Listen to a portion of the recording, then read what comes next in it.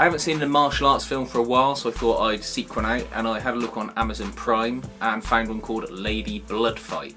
This is a basic tournament film. People are called from around the globe to enter into a tournament, much like Bloodsport. It's sort of semi-namesake, and they fight each other. The difference with this being they're all ladies. The main star of the film, whose name I'll pop up at the bottom here, is really good. She's clearly very skilled at what she does. She's charismatic, and she also it's attractive, but also looks realistic at the same time. She's not so glamorous that you can't imagine she would actually deal out punches and kicks to people, which I think is important in this kind of film. You have to have that sort of hard edge to people where you're believable in what they're doing. There's one drawback to it, and that's limited locations, and that's obviously from budget. There's a lot of the fighting that goes on in this sort of warehouse setting. They've got stacked up cargo containers either side, a judging table, and a ring area.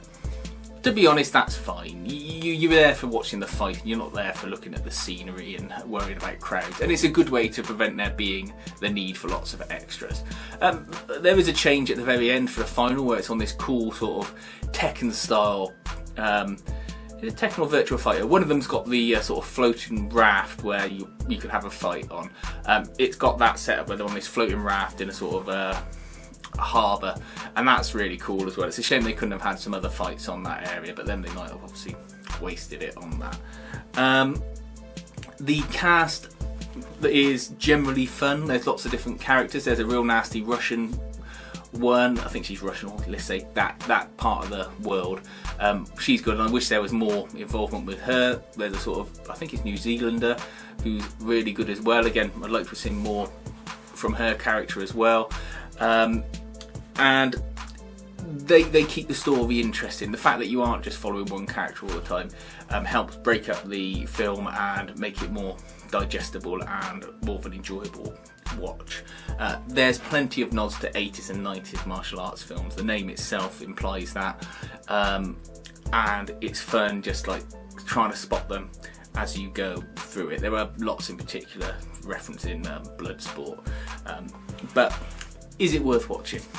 Yes, definitely worth watching. If you like martial arts films and you like those sort of 80s and 90s, straightforward, this is a tournament, you're going to watch some people do some really good martial arts and know that they are actually good at it. It's definitely worth watching. Amy Johnson is a really good actress. She's been in other films that I've seen lately, and she always sort of delivers, and it's a shame she can't sort of make that leap up a level to be a bigger female star.